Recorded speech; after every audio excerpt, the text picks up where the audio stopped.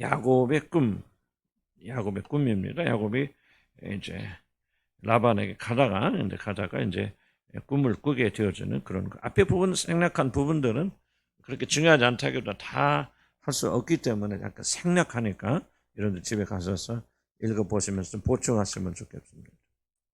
그래서 배경이 이거죠. 배경이 이제 야곱이가 엄마 공모해서 에서를 속였단 말이에요. 그러니까 에서가 장자권 빼앗기고 축복까지 빼앗기고 그러니까 이제 에서가 굉장히 이제 분해해서 이제 아버지가 살아계시는데 이제 노년에 이르렀으니까 죽기만 기다렸다가 돌아가시면 하면 내가 이걸 야곱을 죽이겠다는 소리를 어머니가 들은 것 같아요. 그래서 야곱이 잠깐만 좀 형이 분노가 뭐 저렇게 해봤자 팔팔하다가 금방 성질 죽으면 괜찮으니까 이제 내가 의삼촌 집에 어머니 리브가로 따지면 오빠 집에 가서 잠깐만 피어 있어라.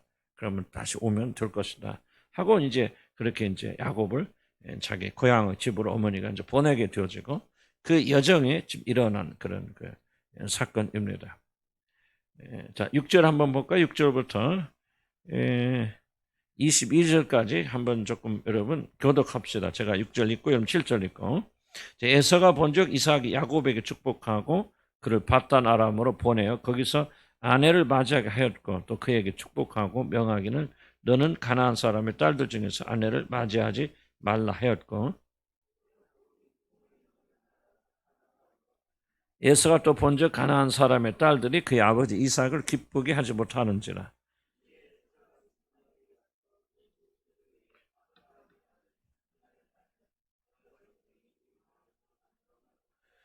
야곱이 브엘세바에서 떠나 하란으로 향하여 가더니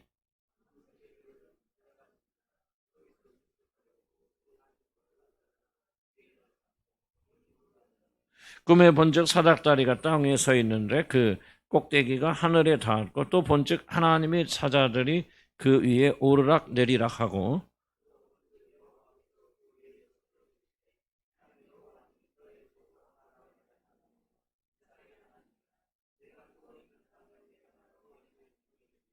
내 자손이 땅에 댓글같이 되어 내가 서쪽과 동쪽과 북쪽과 남쪽으로 퍼져나갈지며 땅의 모든 족속이 너와 내 자손으로 말미암아 복을 받으리라.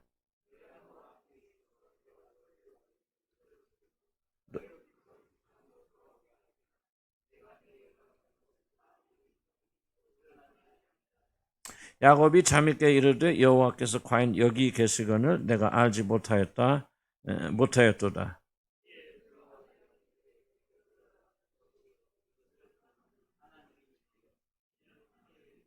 자, 여기까지 하고 그 뒤에 부분은 이제 오늘 다 못할 것 같으니까 다음 주에 좀 이어서 하도록 하겠습니다. 자, 야곱이 이제 여러분 방황이 시작되는 거죠. 자, 보세요. 어머니는 뭐 이렇게 잘 속였는데 에서의 화가 뭐 저는 뭐들 사람 그렇게 막 좀 그 기절이 그렇잖아요. 에서의 기절이 조금 뭐랄까 좀 사나이다운 그런 그러니까 막 성질만 바라라 했지. 또 시간이 지나면 또 금방 이렇게 사그러진단 말이에요. 그러니까 이것을 잘 아는 어머니가 야 그래 좀 지나면은 형 에서의 그런 화가 풀릴 테니까 그때만 좀 잠깐 피하여 있어라. 그러고 그렇게 해서 이제 어떤 보냈지만은 그럼 얼마나 걸리냐면 집으로 돌아오는데 20년이 딱 걸립니다. 20년의 기간 동안 며칠 동안 가 있으라 그랬는데 20년이나 긴 세월이 걸리고 결국은 야곱은 어머니를 못 봅니다. 그래서 한번 성경 보면은 딱 나와 있지는 않지만 리브가는 이 도중에 언제 그런지 모르지만은 죽음을 당하게 되어지고 그래서 야곱이 어머니를 만났다는 기사가 없어요. 그래서 20년 동안 헤어지고 그리고 어머니도 보지 못하게 되어지는. 그래서 하나님께서 내가 볼 때는 의도적으로 가서 이제 라반의 집에 가서 뭐 야곱은 가벼운 마음으로 내가 거기 가서 이제 색시 얻어서 그렇게 온다 이렇게 생각했지만 실제로 20년이나 긴 세월이 걸리면서 정말 파란만장한 일들이 거기서 일어나지 않습니까? 거기 뒤에는 뭐가 있냐 하나님의 손이 있다라는 그렇게 생각이 되어지고 도대체 무엇을 하나님께 하셨을까? 뭐 가장 큰 것은 야곱이 거기 가서 결혼해서 어쨌든 12부족 이스라엘이 12부족이 생겨나니까 하나님께서 그런 것을 만들어 갔으나 교회를 만들어 갔듯이 그렇게 만들어 갔을 그런 일을 하셨을 것이고 그런데 가장 중요한 부분은 20년의 기간 동안 하나님께서 야곱을 다루시기 시작하는 가장 여기서 이제 핵심적인 그겁니다. 하나님께서 야곱이 그렇게 축복을 받고 어떤 그런 축복을 받은 이유가 뭐냐면 하나님께서 그걸 선택했기 때문이잖아요. 뱃속에 있을 때 아무것도 선한 일을 하기도 전에 뱃속에 있는 그 아이가 선과 악을 구분하기 전에 하나님께 야곱은 사랑하시고 에서는 미워하시고 아무런 근거가 없단 말이에요. 뱃속에 있으니까 걔들이 무슨 착한 일 했겠어요? 하나님께서 일방적으로 야곱을 선택해서 하나님의 자녀로 불러주셨지만은 야곱의 기질을 보게 되어주면은 하나님께서 부름받은 그런 사람으로 살아가기 부적격한 그런 사람이라는. 굉장히 우리 야곱의 성품을 우리가 보았지만 굉장히 사나이답지 못하고 거짓말도 잘하고 속이고 그런 거 좀 보지 않습니까? 그러니까 그런 기질로는 하나님 나라의 백성이 되기 어렵단 말이에요. 그래서 하나님께서는 선택한 야곱을 은혜로 선택하셨지만 라반의 집에 들어와서 20년이나 긴 세월 동안 그가 연단받도록 하나님께서 만들어 나갔습니다. 그래서 결국 뭐냐면 야곱의 마지막 시대 야복강에서 결국 그를 이스라엘로 바꿔가시잖아요. 이것은 바로 우리 구원의 여정에 대한 굉장히 중요한 그런 것을 여기서 보여주고 있잖아요. 우리가 구원 어떻게 보면 은혜로 받죠. 왜 여러분 구원받았습니까? 하나님 여러분 은혜로 선택해 주셨다. 불러주셨어요. 선한 일 해서가 아니라요. 우리 뱃속에 있던 에서가 야곱이 뱃속에 있을 때 하나님 선택하여 주신 것처럼 우리가 선과 악을 구분하지 못할 때 하나님의 놀라운 지혜 가운데 왜 그런지 모르지만 하나님께서 우리를 선택하셔서 하나님의 자녀 삼아주시고 우리를 불러주시고 믿게 해주셨잖아요. 그게 끝이 아니란 말이죠. 하나님의 계획은 끝이 아니고 불러주시는 우리가 모자라죠. 많은 면에서 하나님 나라를 유업으로 이어가기 적합하지 못합니다. 야곱의 기질을 보면 꼭 제 기질 같아요. 속이기도 잘하고 기회주의자고 모든 인간들이 사실은 그 야곱하고 동일하지 않습니까? 정말 야곱 보면 그거 내 스토리야, 내 이야기야 그런 생각 많이 드시죠. 야곱의 성품 보면 꼭 우리들의 성품 같단 말이죠. 그래서 하나님께서는 그를 은혜로 부르셨지만 그대로 사용하실 수 없고 그런 자들이 하나님 나라 유업을 얻어서 하나님 자녀가 되어서 하나님 상속자가 되기는 너무나 턱없이 부족한다. 그래서 하나님께서 야곱을 그것을 보내셔서 뭡니까? 야곱이 가진 못된 기질들, 기회주의죠. 그리고 어떻게든지 속이기 좋아하고 하여간 우리 앞으로 더 드러나겠지만 야곱의 성품이라는 것은 결코 하나님의 자녀다. 하나님의 유업을 이어갈 자라고 칭함받기 너무나도 부족한 그런 성품을 가지고 있다. 그래서 하나님께서 뭐 하시냐? 이제 그걸 연단시키고 단련시켜서 결국 하나님과 더불어 승리하게 되는 하나님의 사람으로 만들어 가는데 하루아침이 아니라 20년이라는 기간 동안 또 그리고 나서도 또 몇십 년의 기간 동안 하나님 지속적으로 그를 연단하시면서 이제 하나님의 백성으로 만들어 가십니다. 우리 이건 수없이 듣지만 우리 너무 가볍게 여깁니다. 그러나 이거는 야곱의 스토리만 그런 것이 아니라 누구든지 야곱같이 부르심을 받은 자들은 하나님께서 반드시 이 작업을 하신다. 성경이 뭐라 합니까? 우리가 친자에게 나타나는 현상이 뭐죠? 징계하신다. 하나님이 징계가 없고 하나님의 연단이 없다면 우리는 친자가 아니라 우리 사생아의 친자가 아닙니다. 사생자 하나님 선택하던 예수는요. 보면 훈련 안 시킵니다. 하나님 그냥 됐어요. 지멋대로 살게 하잖아요. 그렇지만 인간적으로 말하면 예수같이 이거 속 푸는 사람 누가 있습니까? 들로 산으로 다니면서 자기 하고 싶은 거 다 하고 다니고 하나님의 예수의 삶이 개입했다는 소리 하나도 없죠. 상대적으로 보면요. 야곱하고 예수의 삶을 보면요. 야곱은 얼마나 고생 많이 합니까? 이거 내가 봐도 정말 이게 그렇잖아요. 뒤에도 나오지만 결혼 세상에 이런 일이 어디가 있습니까? 그것도 장가 가는데 14년이라는 기간 동안 종처럼 노예처럼 일을 하고 그것도 속아서 원치 않는 여자를 덤으로 해서 또 교회에서 이런 일 또 나가면 자기 큰아들이 또 자기 후처하고 또 잠자리 같이 안 합니까? 자기 딸이 강간한다고 합니까? 이거 말도 할 수 없는 고난, 그것도 요셉 잃어버리죠. 그러니까 여러분, 야곱의 삶은 한마디로 가시밭길이에요. 근데 에서를 보면요. 에서는 너무너무 편한 거예요. 에서가 고생했다는 한 구절도 없어요. 하나님께서 예수의 삶에 개입하셔서 그의 모습을 고쳐주시려고 예수의 성품을 바꿔주시려고 아무것도 없어요. 그냥 예수는 예수 나름대로 정말 인생 즐기면서 재미있는 사람이에요. 뭐를 말합니까? 왜 하나님은 야곱은 개입하시고 예수는 개입하지 않습니까? 도대체 야곱이 하나님의 자녀라는 증거가 무엇이고 그가 축복받은 증거가 무엇입니까? 이와 같이 놀라운 하나님의 개입이 있다는 거죠. 그래서 하나님은 야곱의 삶에 들어가셔서 역사하시고 고치시고 잘못된 거 바로잡아주시고 때리시고 혼내시고 정말 어떻게 보면요. 고난받는 삶이 바로 야곱의 삶이 아니에요. 바로 이게 바로 저와 여러분들의 삶이랍니다. 나는 우리가 이 세상 살면서 많은 어려움을 당하는데 이 어려움에 대한 이해가 올바로 되어지면요. 정말 어려움은 굉장히 많이 반감됩니다.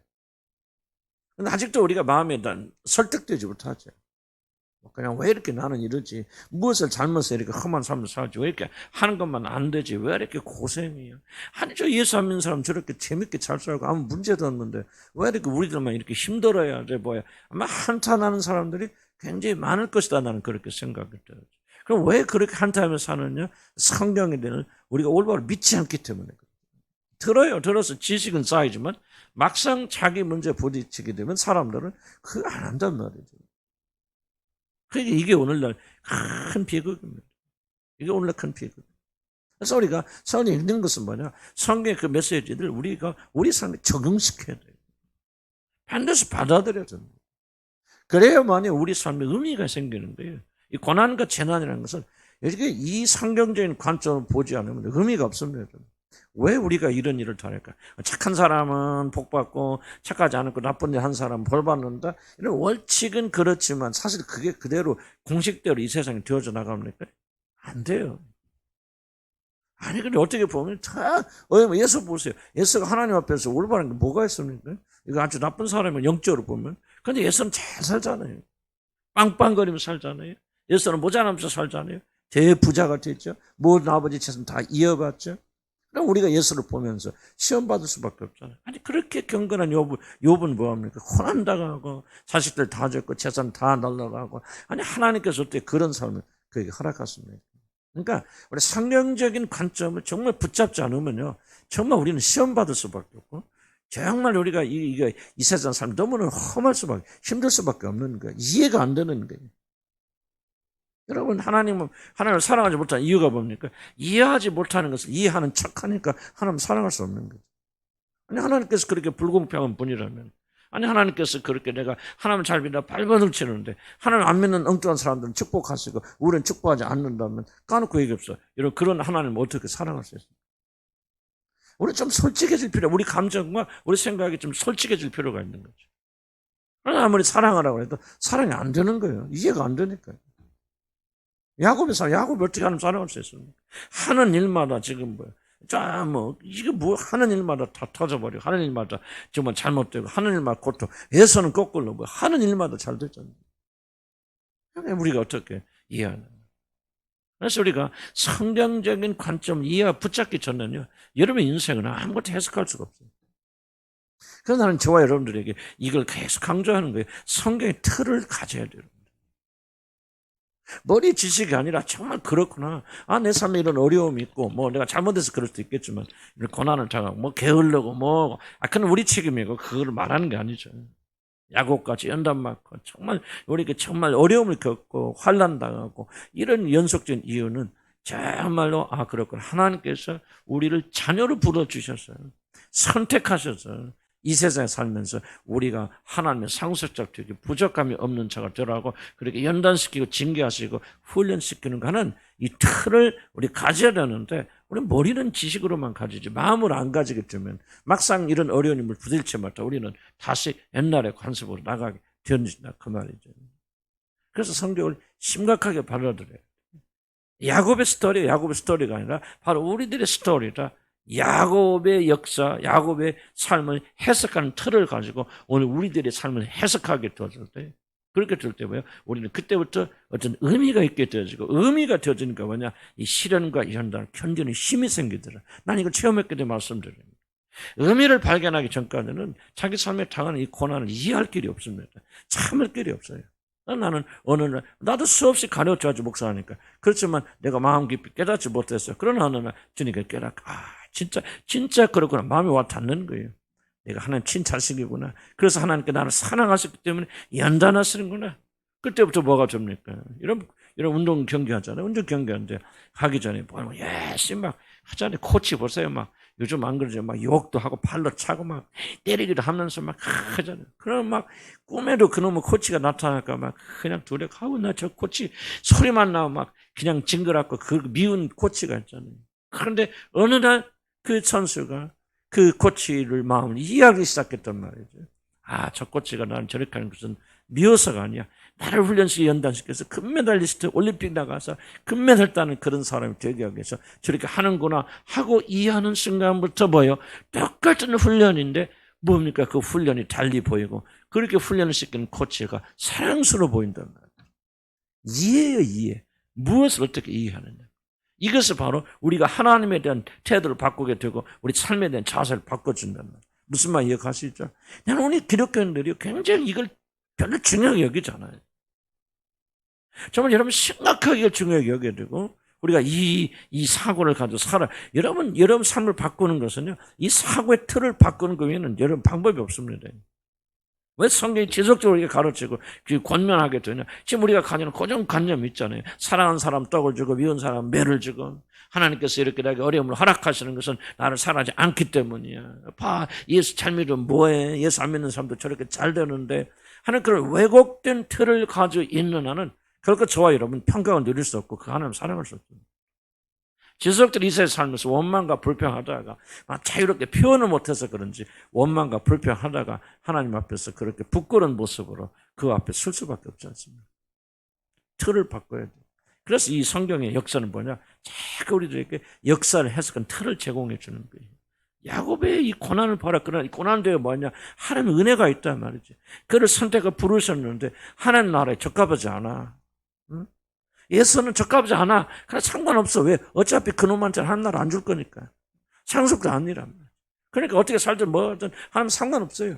예수는 네 멋대로 살다가 그냥 죽고 지옥 가라 그 말이지. 그런 야곱은 안 돼. 야곱은 내가 구원해서 뭐 할 거야? 이 모든 내가 만든 이 놀란 영광의 나를 그에게 상속할 거예요. 우리 나의 아들과 똑같이 공동 상속자로 삼아서 이 모든 걸 그에게 줄 거야. 그렇기 때문에 야곱이 중요해. 야곱의 성품이 중요하고 야곱의 기질이 중요하고 야곱이 그런 사람이 돼야 돼. 그래서 하나님 그때부터 보니까 팔을 거두시고 이제 야곱을 훈련시키고 연단시키신다. 그래서 뭐 합니까? 이제 자기들 생각, 그래 엄마 나 며칠 때 봐. 그러고 야곱이 갔을 거 아닌가? 나는 그랬을 거 생각해. 엄마 그랬는데 20년이 걸리더라. 20년 동안 뭐 하겠느냐. 아주 그냥 야곱이 거기 가서 아주 호되게 고생을 했더라.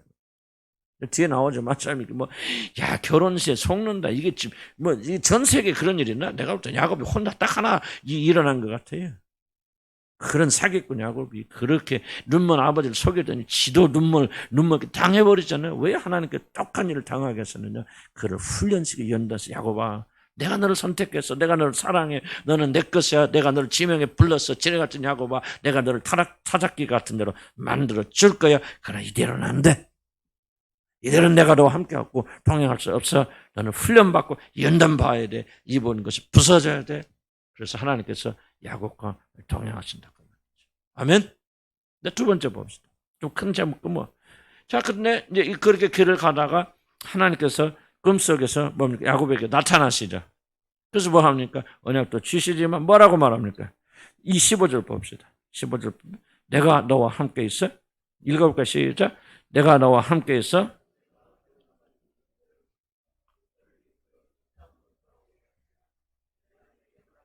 다 이르기까지 너를 떠나지 아니하였어. 자, 뭡니까? 잘 보세요. 하나님이 연단을 하기 위해서 야곱이를 하라는 외삼촌의 집에 보내서 앞으로 정말 20년 동안 속임도 당하고 고생당하고 잠도 제대로 못하고 야곱이 뭐라고 고백합니까? 바로 왕을 만나서 내가 험한 삶을 살았나이다. 그렇게 고백하잖아요. 70세가 넘은 우리로 보면 노인이지만 그 당시는 조금 그래도 40 그래도 하여간 조금 나이 든 노총각이 가서 정말 자기 청춘을 거기다 다 묻어버리고 다 빼앗기지 않잖아요. 이 험악한 일을 하나님께서 보내면서 뭐합니까? 뭐 한다는 게 그냥 보내시지 않는다는 거예요. 뭐라고 말합니까? 내가 너와 함께 있겠다. 어떻게 그리스도인들 이 고난을 이겨나갑니까? 어떻게 이 연단을 받고 승리할 수 있습니까? 이 약속이란 말이죠. 내가 너를 버리지 않을 거야. 너와 함께 할 거야. 내가 너를 가지만 반드시 돌아올 때까지 내가 너를 도와주고 동행하고 함께 해줄 것이다. 이 약속을 지금 야곱에게 주는 거예요.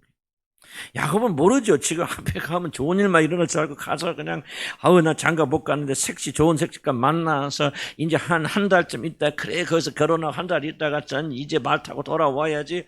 그런 꿈으로 가졌겠지만은 그런 하나님은 앞에서 20년 동안 야곱에게 어떤 일이 일어날 걸 정확히 이해하시죠. 왜? 하나님이 만드신 거니까.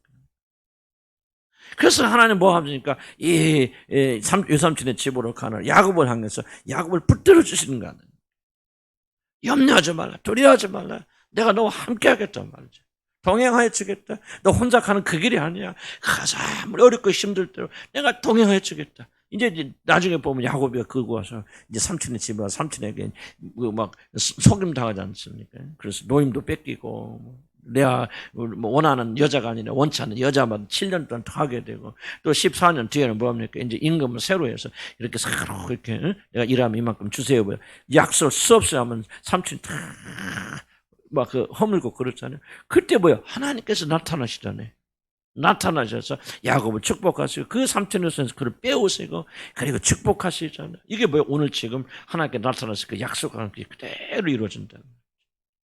자, 우리가 어떻게 이 고난을 이기고 이 세상은 세상 이겨나갑니다. 세상도 힘든데 코로나도 힘든데 지금 뭐예요? 하나님께서 여러분 연단시킨다는 거예요. 코로나가 뭡니까? 하나님께서 우리 지금 연단시키는 거예요.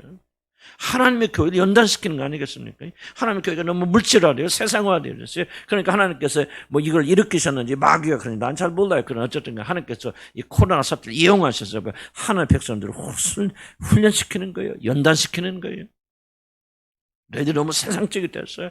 너무 그런 물질적이 되어져서 하시면서 하나님께서 이제 우리를 연단시키는 거 아니겠습니까? 힘들지요? 왜 만듭니까? 그럼 여기서 이런 걸 이겨나갔을 때 뭐를 가지고 이겨나갑니까? 믿음, 어떤 믿음? 바로 하나님이 우리가 동행하신다. 첫째 무슨 믿음이에요? 하나님께서 우리에게 이런 어려움을 허락하신 것을 뭐 하신다는 거죠? 우리를 연단시켜서 정금같이 훈련시켜서 하나님 앞에 쓰게 될 때 모자람이 없고 부족함이 없는 자를 세우려 하시는 거예요. 하나님 나라를 상속받는 유업자가 유업을 상속으로 받는 그런 자가 되게 부족함이 없도록 하나님께서 우리를 지켜주시는구나, 인도해 주시는구나. 아, 시험이 우리가 죽을 것이 아니구나. 이 시험 끝에는 영광이 있구나. 난 그걸 생각하니까 힘이 생긴다 그 말이에요, 저는. 그래서 뭐라고 말합니까? 여러분, 위기가 아닙니다. 기회입니다. 우리가 더욱더 연단될 기회입니다. 하나님 앞에 가까이 나갈 수 있고 우리 마음이 순수해지는 그런 기회가 되어졌습니다. 감사합니다. 그런데 그것만 깨달아서 안 된다는 거죠. 실제로 뭐가 있어요? 하나님 동행하심을 믿어야 된다. 약속했잖아요. 야곱아, 네가 가는 길 내가 너와 함께 할게. 네가 어디로 가든지 너를 지키고 너를 이끌어 이따가 돌아갈지라. 자, 중요한 질문. 이건 야곱에게만 주어집니까? 우리에게도 이 약속이 주어집니까? 응? 대답해 보세요. 우리에게도 주어집니까? 야곱에게만 주어진 겁니까? 우리에게도 주어집니까? 우리에게도 주어지. 왜 그렇습니까? 왜 우리에도 해당됩니까? 이게 바로 언약이죠. 계속 강조합니까? 뭐야, 이 언약을 너와 누구에게? 내 후손에게. 그래서 우리는 믿음의 후손이죠. 아브라함의 믿음의 자손이죠. 그래서 이미 우리는 아브라함의 후손이요, 이삭의 후손이요, 야곱의 후손이란 말이에요. 믿음 안에서. 이게 하나님의 원래 계획이에요. 이스라엘 사람 아닌 거 중요하지 않습니다.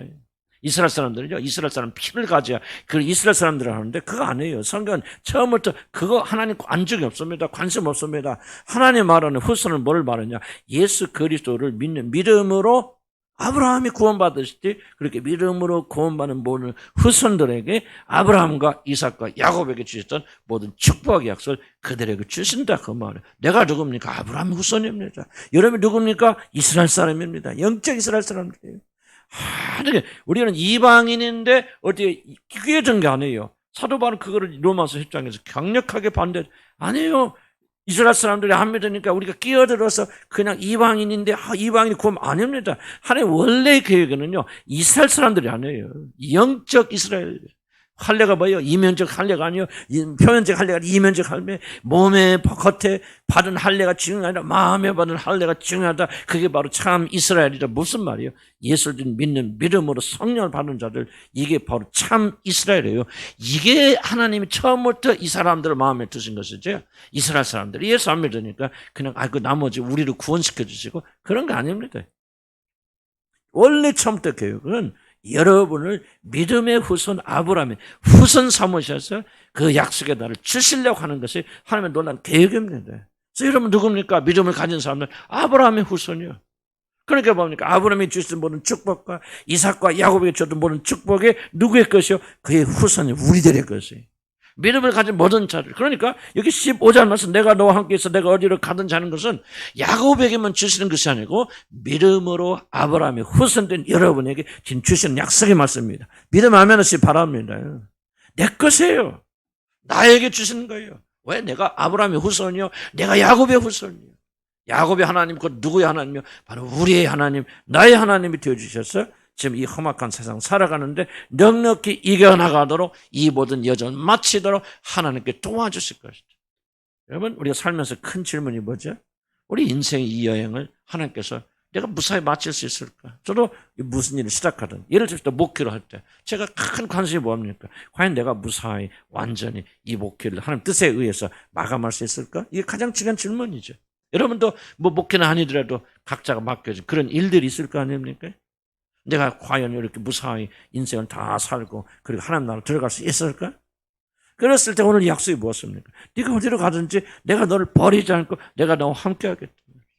내가 너를 지켜줄게. 그리고 다시 돌아와서 이 땅이 무슨 말입니까? 하늘나라 들어가는 겁니다. 여러분. 지금 가나안 땅에 들어가 말하는 거 아니거든요. 하나님 나라에 들어가서 하나님께서 영원전에 준비하셔서 약속한 이 모든 나라는 네가 이어받을 때까지 나는 결코 너를 떠나지 않고 내가 너와 함께하고 내가 너를 동행하여 주겠다. 믿으면 아멘 하시 바랍니다. 아멘. 이것을 약속이 주었는데 그 약속이 왜 우리 것이 되냐? 언약이 아니야. 내가 너와 너의 모든 후손들에게 한 사람, 한 후손, 한 자손 예수 그리스도를 인하여서 그 믿음을 가진 모든 사람들을 복주려 했습니다. 아브라함아 너는 복의 근원이라 내 후손을 통해서 온 세상이 복을 받으리라. 우리 믿음을 가지고 그 복수에 돌아오는 거예요. 그래서 이 15절을 기억하시면서 그래 하나님께서는 그냥 보내신 게 아니시다. 함께 하신다. 함께 보내신다. 그리고 약속하신다. 우리는 그 약속을 굳게 믿되 우리는 언약 백성이라는 믿음을 가지고 나가게 되어지면은 하나님께서 반드시 우리를 지켜주시고 인도하여 주실 것이다. 코로나가 아니라 어떤 것이 다가온다 할지라도 우리는 넉넉히 이겨낼 수 있다 없다? 있다. 이 모든 인생의 여정을 무사히 마치고 그분의 나라에 들어갈 것이다. 왜? 하나님이 여기에 그렇게 약속했기 때문에. 그러니까 하나님 우리 연단시키죠? 아브라함을 보냅니다. 근데 왜 보냈을 때 그냥 보내시는 하나님이 아니라 반드시 동행하시는 하나님이다. 인도하시는 분이다. 그리고 반드시 우리를 이끌어서 내 고향으로 돌아가게 하실 것이라고 하는 그런 놀라운 축복을 하나님께서 우리에게 주신단 말이죠. 믿음에 아멘 하시기 바랍니다. 이 믿음이 그리고 우리들은 이 세상을 이길 수 있는 그런 힘을 가지도록 우리 하나님께 축복하여 주신다 그런 겁니다. 꼭 기억하시기 바랍니다. 꿈에 나타나셨는데 꿈은 별로 중요한 거 아니고요. 그러나 나는 그 계시라고 하는 것을 꿈이라는 것을 꼭 말하는 거 아니지만은 저와 여러분들이 정말 성령의 역사에는 계시가 많이 필요하다. 꼭 꿈 말하는 거 아니에요. 그러나 성경을 읽을 때, 성경을 볼 때, 성경을 믿을 때 여러분 지적으로 이거를 다 할 수 있는 사람 없어요. 하나님께서 뭔가 꿈이 됐건 초자연적 방식으로 우리가 알지 못하더라도 하나님께서 이렇게 계시를 하여 주신다. 그래서 우리는 조금 좀 곁으로 나가기는 어렵지만은 꿈 너무 많이 의지할 필요는 없어요. 하나님께서 꿈으로도 우리 계시해 줄 수 있다라고 하는 거. 그러나 정말 우리는 야곱이 본 꿈을 여기에 기록되어 있는 이상 야곱이 꾼 꿈을 꿀 필요가 있을까 없을까요? 이게 중요한 질문입니다. 자 보세요. 다시 한번 야곱이 하나님을 직접 체험했죠. 꿈을 꿔서 만났죠. 그것이 성경에 기록된 이상 여러분들은 꿈을 꿀 필요가 있을까 없을까요? 없다는 걸 기억하셔야 돼요. 그럼 필요 없어요. 뭐가 필요합니까? 이미 기록돼서 확정됐기 때문에 이 말씀을 믿으면은 여러분이 꿈을 꾼 것과 똑같은 역사가 일어납니다. 근데 우리는 이걸 굉장히 간과합니다. 그리고 내가 꿈을 꾸어야 어떤 역사가 일어나고 기적을 체험할 수 있는 것까지 착각하는 그게 바로 우리의 큰 오해고 잘못된 생각입니다.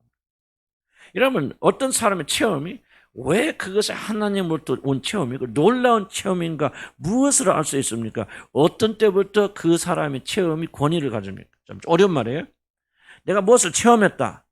내가 뭘 만났다. 기적을 만났다. 체험했다.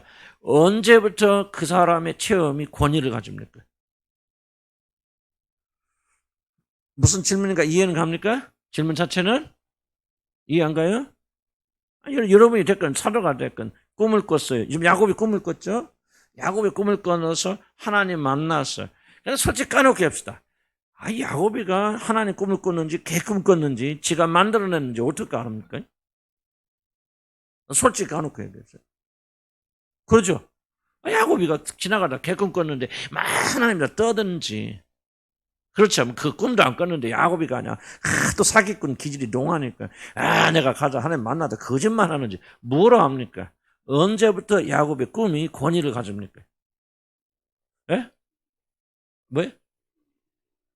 현실로 바뀌었을 때? 그것도 잘못된 생각. 꿈을 꿨는데 현실로 바뀌었다? 그럼 꿈 꿨는데 꿈꾼 대로 다 되면 그게 진짜 맞는 겁니까? 언제부터 야곱의 꿈이 절대적 권위를 가집니까? 왜 우리는 야곱이 꾼 꿈을 믿습니까? 그렇죠. 뭐예요? 성경에 기록됐기 때문에. 여러분 이거 굉장히 중요한 논리입니다. 우리 계시의 가장 중요한 원리는 왜 사도 바울이 만났던 하나님, 그가 처음 했던 거 처음 많죠. 담에스 도상에서 만났죠. 눈이 멀었죠. 사도 바울이 기도하니까 죽은 자가 살아났죠. 기적이 일어났죠. 복음을 선포하니까 많은 사람이 돌아왔죠. 근데 그것이 진짜인지 가짜인지, 사도 바울이 뻥치는 건지 뭔지 어떻게 사도 바울의 말에 권위를 우리가 받아들입니까? 왜 우리가 사도 바울의 체험을 받아들입니까? 성경에 기록되었기 때문에. 그럼 이거를 간과하면 안 됩니다. 이보다 더 놀라운 것을 체험하셔도 성경에 기록되어 있지 않다면 그것은 권위가 없고 어떤 경우에도 그것에 권위를 주면 안 됩니다. 근데 놀라운 건 사람들은요, 어떤 성향이 있냐면요, 성경에 기록되지 않았어도 자기가 체험한 것을 성경에 기록된 것 이상의 권위를 스스로 부여하려고. 이게 바로 미신이고 주술입니다. 거기서부터 기독교가 무너지기 시작하고 가짜가 나오는 거고 마귀 역사 일어난 겁니다. 내가 꿈꿨어. 내가 보았어. 내가 보니까 기적도 일어났어. 진짜 꿈에 그렇게 들었는데 되었어. 그럼 꿈에 어떻게 되리라고 했는데 되었기 때문에 권위가 있는 게 아니에요. 그럼 마귀가 되어질 수도 있고 어떻게 우연히 되어질 수도 있고 여러분이 염력을 가지고 막 소원하니까 되어질 수 있어요. 여러분의 꿈이 진실로 권위를 가지고 있고 그것이 진짜 맞으려면 어떻게 돼? 그 꿈이 반드시 성경에 기록되어 있어요. 2019년에 고우 형제가 이 밤에 이런 꿈을 꿀 것이고 여기 이렇게 나올 것이라고 성경에 기록되어 있다면은 나는 고우 형제의 말에 절대로 권위를 줄 거예요. 그러나 기록되어 있지 않다면 참고사항은 될 수 있지만 우리 어떤 경우에도 권위를 부여하면 안 됩니다. 야곱의 꿈의 내용이 굉장히 중요한 내용입니다. 오늘 이제 핵심적인, 좀 시간이 많이 흘렀지만 핵심적인 내용 이제 거기에 담겨져 있고 거기에 오늘 설교 포인트 거기 있습니다. 그러나 그 들어가기 전에 왜 우리가 야곱의 꿈이 도대체 개꿈 꿨는지 뭔지 어떻게 합니까? 왜 야곱의 꿈을 가지고 그렇게 굉장히 권위를 가져야 됩니까? 첫 번째 뭐예요? 야곱의 꿈이 뭐였기 때문에? 성경에 기록됐기 때문에. 두 번째 중요합니다. 그럼 야곱의 꿈이 어떻게 권위를 가지고 왜 우리가 야곱의 꿈에 권위를 부여할 수 있습니까? 두 번째 질문 볼까요? 답변. 혹시 아십니까? 성경에 기록됐기 때문에 권위를 가집니다. 두 번째, 왜 야곱의 꿈이 권위를 가질 수 있습니까? 두 번째. 왜 그것이 성경에 기록되어 옳습니까? 성경에 기록됐으니까 다 옳죠? 그렇긴 하지만 왜 야곱의 꿈이 그런 권위를 가질 수 있는 두 번째가 뭐예요? 야곱의 꿈은 뭐와 일치하기 때문에 그럴까? 야곱의 꿈은 뭐가 일치할까? 복음과 일치하기 때문에. 굉장히 중요한 원리입니다. 성경에 기록되어 있기 때문에. 성경에 기록되어 있는 모든 것들이 다 권위를 가진 거 아닙니다. 이런 잘 이해하셔야 됩니다. 성경에 기록된 모든 말씀이 물론 다 하나님의 말씀이죠. 그러나 그 말 자체가 권위가 있는 거 아니에요. 다. 좀 설명이 좀 어렵습니다. 성경에는 보면은 쓸데없는 것을 기록한 것도 있죠. 가론에다가 예수님 나가서 했더라, 누가 음란했더라. 그 자체가 권위 있는 거 아니죠. 성경에 기록되어 있어도 사실은 사실이지만 그럼에도 그 말 자체가 권위 있는 거 아니죠.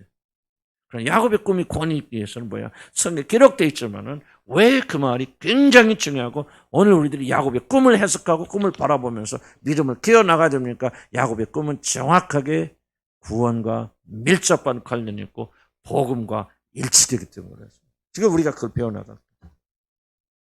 그렇죠. 야곱이 무슨 꿈을 꾸었을까? 조금만 피곤하실 때는 조금만 더 힘을 내십시다. 자, 봅시다. 야곱의 꿈 자, 무엇입니까? 13절 보면 12절 볼까요? 12절. 꿈에 본즉 사닥다리가 땅 위에 서 있는데 그 꼭대기가 하늘에 닿았고 또 본즉 하나님의 사자들이 그 위에서 오르락 내리락 하고 또 본즉 여호와께서 그 위에 서서 이르시되 나는 여호와니 너희 하나님이요 이삭의 하나님이라 내가 놓여 있는 땅을 너가 너와 자손에게 주리라 그렇게 말했죠. 자, 사닥다리 봅시다. 사닥다리 하면 있는 그대로 살펴보시기 바랍니다. 사닥다리는 지금 어떤 기능을 하고 있죠? 어떤 역할을? 사닥다리는 땅과 하늘을 이어주죠. 첫째. 그러죠? 꿈이에요. 꿈이죠. 사닥다리가 하늘과 땅을 이어준단 말이죠. 그리고 천사들이 오르락 내리락 합니다. 자, 당연한 질문은 진짜 천사들이 오르락 내리락 할까? 진짜 천사들이 하늘을 올라갈 때 사닥다리를 타러간 그걸 말하는 건가? 그렇게 말하는 사람은 마치 천사들이 UFO라고 하죠? 아죠? 이상한, 뭐라지? 에일리언 뭐라고 합니까? 외계인들이 타고 다니는 UFO라는 게 있는데, 그걸 타고 천사들이 이동한다라고 말하는 거 똑같이 어리석은 거지. 천사들이 하늘을 가는데 사닥다리를 타고 올라간다? 말도 안 되는 소리죠, 그걸. 그럼 뭔가 좀 의미가 있겠다, 이렇게 생각해요. 그렇죠? 뭔가, 사다리는 지금 뭐 하고 있죠? 하늘과 땅을 이어주지. 그 천사들의 존재들이 보니까, 천상의 존재들이 이 사다리를 통해서 오르고 내리고 하죠. 그리고 뭡니까? 이 사다리 끝에는 누가 계십니까? 하나님이 계시죠. 그러니까 뭔가 이 사다리 역할은 뭔가 땅에 있는 존재들이 땅이 하늘과 이어지고 땅에 있는 존재들이 하나님을 볼 수 있고 하나님께 연결되어지고 하나님께 이어진단 말이죠. 그렇게 생각하지. 이거 진짜 천사들이 올라갈 때 하늘, 그럼 천사들이 우리 가운데 내려올 때 그 사다리 쫙부터 내려오고 그런 사람들 있더라고요. 그렇게 말하는 사람들도. 그럼 쫙 내려갖고 천사들이 아이고 그냥 왜 이렇게 길어 뭐 그러면서 그냥 천사들이 사다리 태우고 그렇게 끙끙 내려옵니까? 또 올라갈 때 천사들이 그냥 사다리 딱 한 계단 두 계단 올라갑니까? 이건 넌센스죠. 그걸 말하는 게 아니에요. 상징이죠, 상징. 그런데 사다리가 무엇이길래? 사다리가 뭐야? 땅에서부터 하늘을 이어주는 유일한 역할을 하죠. 그리고 뭡니까? 하나님을 만나게 해준 유일한 역할을 하는 거죠. 그리고 천상의 존재들이 이 사다리를 통해서 오르고 내리고 그러죠. 이게 그럼 사다리가 도대체 뭐야? 저 의미가 있겠다 말이죠. 이해가시죠? 이해가시죠? 왜 내가 이 야곱의 꿈이 의미가 있다고 그랬습니까? 권위가 있다고 그랬습니까? 이것이 복음의 어떤 것을 설명하고 있기 때문에. 이 복음의 어떤 걸 정확하게 이것을 설명하고 있지 않다면 야곱의 꿈은요, 성에 기록되어 있다고 해서 정한 거 아닙니다. 성에 들어간 모든 것들이 다 그런 한자 한자가 다 권위를 가진 거 아니에요. 그렇잖아요. 변죽을 울리는 말도 많이 기록되어 있고 쓸데없는 이야기도 많이 기록되어 있고 그거 잘 읽어보면요. 그거 하나하나가 다 맞는 말 아니에요. 전체의 어떤 구원의 목적에 맞기 때문에 그런 것인지. 그럼 왜 이 야곱의 꿈은 특별하게 중요합니까? 이것을 복음하고 정확하게 일자고 복음의 핵심이신 우리 주 예수 그리스도를 정확하게 설명해 준다. 그럼 십자가 뭐라고 생각하십니까? 나 이 사다리가 나는 꼭 그렇다고 말을 하지 않지만 그러나 나는 우리께 그렇게도 볼 수 있겠죠. 뭐를 상징하자? 나는 우리 주 예수 그리스도 상징하고 십자가를 상징한다는 그렇게 생각해요. 왜요? 하늘과 땅을 이어주는 유일한 존재가 누굽니까? 예? 하늘과 땅이 무엇을 이어줍니까? 그리스도의 죽으심을 이어지지 않습니까?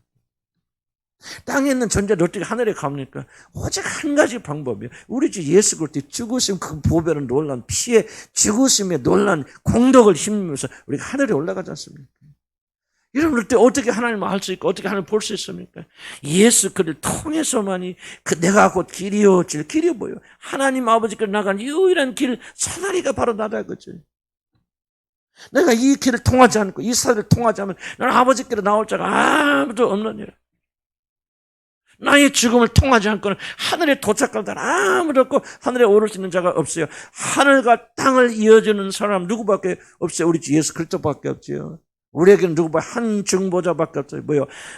하나님이시며 사람이신 우리 주 예수 그리스도. 우리에게는 이 중보자가 있다고 말하지 않습니까? 그래서 나오잖아요. 디모데후서 뭡니까? 하늘과 땅을 이어주는 중보자 예수 그리스도. 지금 정확하게 그림이 맞아 떨어지잖아요. 나는 이 성경 보면 이렇게 보면 성경이 놀라운 거예요. 어떻게 하나님께서 우리의 구원에서 이렇게 정확하게 그리고 이렇게 초지일관 줄기차게 우리 하나님께서 아브라함과 이삭과 야곱과 선지자들에게 줄기차게 뭐를 전합니까? 구원의 메시지를 전하는 거예요. 돌아와라, 믿어라, 내 아들을 믿어라. 이것만이 구원의 길이다. 네가 하늘에 도달할 수 있는 거 어떤 종교도 어떤 노력도 안 된다. 하늘과 땅을 이을 수 있는 유일한 존재는 누구밖에 없다. 하나님의 아들, 여아들 되신 예수 그리스도가 오셔서 죽음으로 십자가에서 죽으심으로 하늘과 땅을 이어주는 이것을 통하지 않고는 누구도 하늘에 들어갈 자가 없고 하나님 아버지를 만날 자가 없다고 지금 강력하게 복음적 메시지가 여기 좀 선포되는 거 아닙니까? 그렇기 때문에 이 야곱의 꿈은 하나님이 우리에게 주신 놀라운 계십니다. 뭐 내가 이 사다리가 예수님이다 보다 난 그렇게 단정적으로 말하는 거 아니고 그러나 나는 달리 해석할 길이 없어요. 어떻게 달리 해석합니까? 무엇을 하늘과 땅을 이어줍니까? 여러분 생각해 보세요. 여러분 노력이 헌신이 뭐 코로나도 막 우리 교회는 막 코로나도 그래도 예배를 드리니까 이 정성 때문에 이렇게 하나님께 충성하기 때문에 하늘나라 이어집니까? 천만의 말씀이죠. 그렇게 말하면 가장 비복음적이고 여러분 혹시라도 그런 마음을 품고 있다면 여러분 절대로 하늘나라 근처로 못 갑니다. 여러분 하나님 나라에 들어가고 하늘에 오르고 하나님께 나갈 수 있는 유일한 길은 하늘과 땅을 이어주시는 이 사다리 되신 예수 그리스도 그분의 적은 되시는 십자가의 공로를 의지하지 않고는 누구든지 하나님께 나갈 수 없다는 사실. 나는 이거 보면서 복음의 영광 이런 거 아닙니까 여러분? 그러니까 하나님이 정말 보세요. 몇 천년 전에 우리가 후대 우리들이 이거를 읽고 들으면서 믿음을 가지려 도와주시기 위해서 아브라함에게 나타날 때도 뭔 말씀하시고 십자가 말씀하시고 이삭에게 나타날 때 십자가 말씀하시고 야곱에게 나타날 때 뭔 말씀하시고 십자가 말씀하시는 거예요. 왜? 우리가 구원할 수 있는 유일한 길은 이것밖에 없기 때문에. 그러니까 우리가 예수님과 그분의 십자가를 어떻게 대해줍니까? 이걸 볼 때마다 하나님에 대한 열정 아닙니까? 저와 여러분 구원하시겠어요. 그냥 아브라함에게 나와서 뭔 얘기하는 거예요? 십자가 얘기하는 거예요. 이삭에게 나와서 무슨 말씀하시니까 십자가 보여주신 거예요. 야곱의 꿈에도 나타나서 뭐 하시는가? 십자가의 길을 보여주시는 거예요. 그럼 그 하나님의 놀라운 열정을 저와 여러분 깨닫는다면 우리는 어떤 것으로 사로잡혀야 되겠습니까? 누구든지 이것을 믿는 자들은 이제 오늘 여러분 올라가서 하나님을 얼굴을 비울 수 있다. 그렇게 생각이 되어집니다. 십자가 봅니다. 사다리 벌써 하늘에 닿았죠. 땅에서 우뚝 서 하늘 탔죠. 나는 이걸 보면서 나는 다른 거 생각할 수 없어서 갈보리 언덕에서 우뚝 서신 그 우리 주 예수 그리스도 영광의 십자가 외에는 난 다른 게 연상되잖아요. 비우다 뭐다 여러분 어떻게 말해도 상관없어요. 그러나 내 마음속에는요 이 십자가 외에는 이건 다른 게 보이는 게 없어요. 우뚝 서서 오늘 또 우리가 하나님께 나갈 수 있는 길을 열어주는 게 오늘 누구든지 이 말씀 믿고요. 주님을 받아들이고 주님을 의지하고 나가면 이제 하늘로 올라가는 거예요. 꿈꿀 필요 없고 먹을 것도 없어요. 여러분이 하나님께 직통되어서 하나님께 나가는 길. 죄인된 우리들이 그 거룩하신 분 앞에 어떻게 나갑니까? 그러나 의로우신 우리 주 예수 의 십자를 힘입고 나가면 누구든지 은혜의 보좌 앞에 담대히 나갈 수 있다. 그렇게 생각이 들어요. 사다리 끝은 누가 있습니까? 바로 하나님이 계시죠. 잘 기억해야 됩니다. 좀 어려운 얘기입니다. 예수 그리스도가 구원의 끝이 아니에요. 기독교의 핵심과 기독교의 끝이 예수님이 아닙니다. 기독교의 핵심과 구원의 끝은 하나님이십니다. 예수 그리스도가 중요하지 않다 그 말하고 있는 게 아니고 예수 하나님께 다른 분이 아니라 한 분이 있습니다. 물론 새 하나님 같이 역사하시지만 나는 한 분 하나님 그래 우리 주 예수 그리스도 아버지 하나님 다른 분이 아니에요. 같은 분이에요. 똑같은 분이다 그 말은 아니지만 같은 분이에요. 분리하는 거 의미가 없어요. 그러나 성경은 항상 중요한 이겁니다. 사다리 끝에 누가 계시다. 여호와 하나님 예수 그리스도 누가 사다리예요. 우리가 그분께 하나님 아버지께 나갈 수 있는 길이에요. 예수님을 심입어서 그분께 나갑니다. 예수님과 함께 나갑니다. 예수님 안에서 누구에게 나갑니까? 아버지 하나님께 나갑니다. 무슨 큰 차이가 있는지 난 잘 모르겠어. 그러나 기독교 핵심과 기독교 중심과 기독교 그것은 아버지 하나님을 향해 나가는 것이지 예수님 종착역이 아니에요. 예수님은 길이에요. 진리입니다. 그래서 예수님을 통해서 그분께 나갑니다. 우리가 안 되니까 예수님 연합해서 아버지께 나갑니다. 그래서 우리가 하나님 아버지 보는 거예요. 무슨 큰 차이가 있는지 난 잘 설명할 수 없어요. 그러나 성경 분명하게 구원의 모든 종착역은 아버지 하나님. 이 사닥다리가 끝에 딱 있는 분이 누구시냐? 아버지 하나님. 그래서 예수는 누굽니까? 아버지께로 나가는 길이에요. 예수님이 죽으신 것이 무엇을 하였습니까? 예수님이 죽으시면 우리가 아버지께로 나갈 수 있는 길을 열어주신 거예요. 그리고 성령께서는 이 길을 믿도록 우리를 도와주시는 것이고 성령의 믿음과 능력을 통해서 우리가 오늘 또 아버지 하나님 계시는 은혜의 보좌 앞에 나가게 되어진다. 놀라운 거예요. 놀라운 거. 저는 더 이상 어떻게 설명할 길이 없고 또 그렇게 항상 이것만 기억하시면 됩니다. 예수 그리스도 모든 끝이 아니다. 하나님을 아버지를 우리에게 이어주기 위해서 그분이 오셨고 그분이 죽으셨고 그래서 우리는 오늘 또 하나님 아버지 앞에 담대하게 나가서 뭐라고 부르느냐 우리 주여 그렇게 부르지 않죠. 아버지요 이렇게 부릅니다. 그 하나님과 예수님 다릅니까? 그것도 다른 이슈예요. 그렇지 않겠지만 그럼에도 불구하고 성령이 주는 이 질서를 우리가 잘 기능할 수 있다. 그래서 여러분은 누구든지 예수 안에 있는 자는 오늘 또 은혜의 보좌 앞에 담대히 나갈 수 있어요. 믿음하면 하시기 바랍니다. 아무리 어려워도 세상이 어려워도 코로나가 어려워도 우리가 왜 담대하고 두려워하지 아니합니까? 그것은 바로 우리는 하나님께 나가는 길이 있다는 거죠. 열려 있다는 거죠. 사다리가 주어졌다는 거죠. 누구든지 믿음을 가지고 오늘 오르기 시작하면 결국 여러분 하나님 만납니까? 안 만납니까? 만난다는 거죠. 거기서 하나님께서 말씀하시고 야곱을 향해서 위로하시고 격려하시고 내가 너와 함께 할 때 끝까지 이 길을 가겠다고 우리 주님 말씀하시는 거 아니에요. 나는 이 믿음을 저와 여러분이 가져야 되는 생각. 이 믿음으로 나가야 된다고 생각해요. 특별히 이렇게 어려운 시기. 점점 끝나갑니다. 또 다른 얘기 더 많이 하면은 조금은 어려울 것 같습니다. 전 하나님께 오셔서 이 언약을 설명해 주신다라고 하는 건데 그 내용은 조금은 복음에 좀 많은 함축된 내용들이 좀 그렇게 넘어가겠습니다. 오늘 여기까지 하겠습니다. 좀 너무 기름을 조금 피곤하시고 충분히 이해하시라 믿습니다. 자, 다시 한번 정리하고 마칩니다. 오늘 중요한 부분 저도 두서없어요. 사실 내가 준비하지만 준비한 걸 거의 못 봐요. 왜냐면 이거 보면서 어떻게 합니까? 그냥 기억나는 대로 해나가는데 하다 보면 또 하나님께서 전혀 지금 다른 부분에서 지금 아까 강조된 부분은 좀 전혀 생각지 못한 새로운 부분을 주님께 주신 그런 마음으로 여러분이 전했다 그렇게 생각이 되어집니다. 자, 다시 한번 정리합시다. 하나님께서는 야곱을 뭐 하신다? 훈련시키고 연단시키십니다. 구원은 은혜로 받아요. 그냥 있는 그대로 주니까 나옵니다. 고치라고 안 합니다. 믿으라고, 잘 살아라, 그런 얘기 안 하십니다. 있는 그대로 우리를 받아주시고 거듭나게 하십니다. 그래서 구원받는 데 있어서 우리들이 할 것은 아무것도 할 것이 없습니다. 사실은. 해서도 안 됩니다. 그냥 믿으면 되는 거예요. 믿으면서 그 믿음도 하나님 주시는 것이죠. 그것이 구원의 시작이죠. 그러나 하나님은 너 믿음으로 구원받았고 하나님 자녀가 되었으니 이제 내 멋대로 살아도 되라 그렇게 하신 분이 아닙니다. 반드시 구원받은 자들을 하나님의 자녀로 만들어 갔습니다. 왜? 하나님은 여러분을 상속자 아들로 부르신 것이지 지옥 가지 않고 대충 살다가 그냥 사는 그런 사람으로 부르신 것이 아니다. 영광의 나라를 여러분 주시려고는 상속자 아들로 만드셨다. 그렇기 때문에 예수 안 믿는 자들이나 어려움을 겪지 않는 자들 보고 부러워하지 마시고 비교하지 말라. 그건 이렇게 굉장히 잘못된 생각입니다. 굉장히 잘못된 성을 이해하지 못하는 거죠.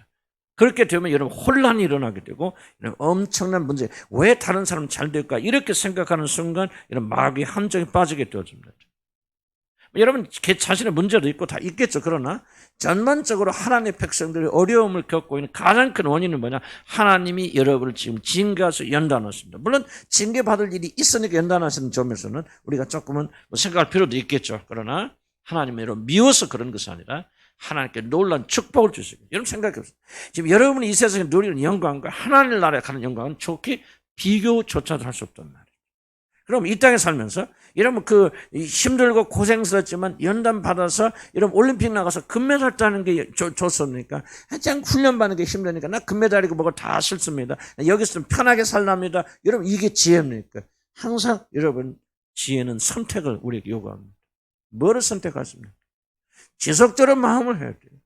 왜? 이건 현실이기 때문에. 이 세상에 살면서 편하게 살다가 여러분 가서 아무런 상급받지 못하는 사람으로 살아가실랍니까? 이 세상 살면서 힘들고 어렵고 연단받으니까 고통스럽지만 열심히 연습해서 금메달 따실랍니까? 이건 여러분이 스스로 선택하십니다. 여러분이 연단받기를 원치 않으면 하나님 거절하시면 여러분 하나님 연단 안 하십니다. 내버려 두십니다. 그럼 여러분 예수처럼 편하게 사실 것입니다. 중요한 것은 여러분 내세에 여러분 주실 축복은 아무것도 없다는 사실. 그날에 영광스럽게 들어가지 못할 것은 사실 꼭 기억해야 돼요. 두 번째 우리 기억할 것은 하나님은 결코 우리를 홀로 시험받게 하지 않습니다. 저는 어려움을 겪을 때 굉장히 중요한 하나님의 말씀 기억하면 위로받는 말씀입니다. 하나님은 우리가 감당치 못할 시험을 우리에게 주신 일이 없나니 시험을 당할 때마다 뭐를 내서 피할 길을 내서 그리로 피하게 하시는. 여러분 진리예요.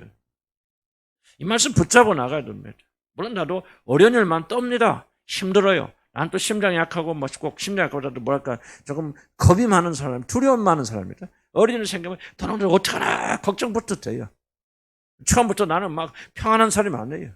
그런데 뭐가 하면 하나님의 말씀이 나를 위로하고 격려하지. 그때 말씀 기억합니다. 하나님 약속했으면 끝난 거 아니에요? 나는 무엇을 위로받는 줄 압니까? 너희가 감당치 못할 시험을 당한 일이 없나니. 우리는 왜 이렇게 힘들어하는지 아십니까? 우리가 감당할 수 없다고 생각하니까 힘든 거예요. 감당할 수 없다고 믿으니까 두려웠고 떠는 거죠. 감당할 수 있어. 아무것도 아니야. 이까지, 이것도 시험이야, 문제라고 생각한다면, 문제 없어요. 문제는 어디서 일어나냐면, 감당할 수 없다고 믿기 때문에 이것이 두려움을 가져다 주는. 그래서 성경 뭐라고 합니까? 딱 진리 선포하죠. 너희가 감당치 못할 시험을 하나 우리에게 주신 일이 있다, 없다? 없다. 이런 문제가 뭐예요? 안 믿는 거죠. 뭐가 문제입니까? 시험이 문제입니까? 어려움이 문제입니까? 거짓말 하지 마시기 바랍니다. 믿지 않는 것이 문제예요. 그럼 믿음으로 받아들이면 뭐예요? 그 순간 진리를 받아들이게 될 때, 그렇다. 딱 스톱 아니에요? 하나님이 그렇게 말씀하시면 옳은 거죠. 그럼 내가 지금 당하고 있는 어려움은 감당할 수 있다, 없다? 있다는 거죠. 코로나 이렇게 되고, 이 교회를 어떻게 해야 될지 했을 때, 제일 먼저는 두려움이 먼저 합니까? 이걸 우리가 어떻게 감당할 수 있을까? 딱 하던 얘기. 근데 언제 용기가 쳐집니까? 감당하지 못할 시험 주신 일 없어요. 감당할 수 있다 하면 약속했기 때문에 그러면 문제가 싹 그때 가자 해보자. 근데 오늘 예배 드린 겁니다.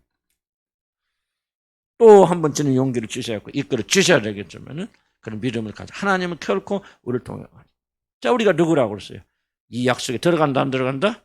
들어간다 믿어야 돼요. 성경이 뭐라고 말합니까? 여러분 이방인인데 어쩌다가 끼어들었다고 말합니까? 원래부터 하나님의 계획 안에는 여러분이 이스라엘이라고 말합니까? 원래부터 하나님의 계획 안에는 여러분이 이스라엘이에요. 이스라엘 민족이 피가 아닙니다. 여기저기 다 섞인 완전 짬뽕 나라가 이스라엘 나라거든요. 솔직히 말하면 아주 짬뽕이에요. 거기는. 그게 이스라엘이 아니에요. 처음부터 하나님의 마음속에는 영적 이스라엘, 예수를 믿는 믿음으로 하나님의 백성이든 영적 이스라엘. 그래서 이스라엘 피를 가진 그 사람도 있지만은 그러나 그와 그런 피와 전혀 관계가 없는 여러분도 하나님이 처음부터 이스라엘로 부르시는 거예요. 여러분의 조상이 누굽니까? 누구예요? 이씨고 박씨가 아니라 여러분의 조상은 누구예요? 아브라함입니다. 이삭이 우리의 조상이고 야곱이 우리의 조상이고 하나님 볼 때는 이스라엘 백성들과 전혀 비교해서 모자람이 없는 완벽한 이스라엘 사람이 바로 저와 여러분의 이 믿음을 가지라 그 말이죠. 그러므로 우리는 이 연약속에 들어간다 안 들어간다? 들어간다는 사실이에요. 들어간다는 사실. 그럼 어떻게 이 연약속에 들어갑니까? 하는 것이 바로 야곱이 꾼 꿈의 내용입니다. 어떻게 우리가 하나님 나라의 백성들 그 나라 들어갑니까? 그분을 하나님을 부르고 아버지라 부를 수 있습니까? 어떻게 해서 하늘과 땅을 오고 내리고는 그런 사람이 될 수 있습니까? 그 유일한 대답은 예수 그리스도의 죽으심을 통해서 그 믿는 믿음을 통해서 여러분 영적 이스라엘이 되고 그리고 상속자가 되어지고 하늘의 길이 열려서 저 생각해 보시기 바랍니다. 에덴에서 뭐 했죠? 아담과 이브가 범죄하니까 하나님께서 뭐 하죠? 에덴 눈을 닫아버리잖아요. 문을 닫아버리죠. 그리고 뭐 합니까? 불칼을 들어서 360도 회전하는 칼입니다. 어디든지 앞과 뒤가 없다는 거예요. 어디든지 공격해서 그 에덴에 들어오려고 노력하는 자는 천사들, 그것도 보통 천사, 그룹 천사들 뭡니까?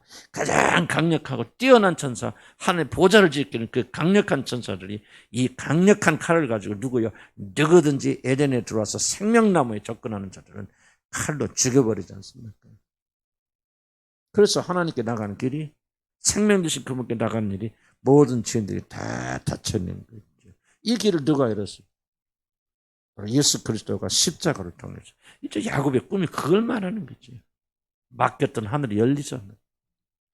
누구도 쳐다볼 수 없는 그 하나님 앞에 당도하지 않습니까? 그리고 사다를 통해서 하늘 천상의 천들이 오르락내리가 땅에, 천사들이 뭐합니까? 땅에 내려와서 우리들 기도를 가지고 올라가. 여러분, 그냥 하나님이 기도 들어주십니까?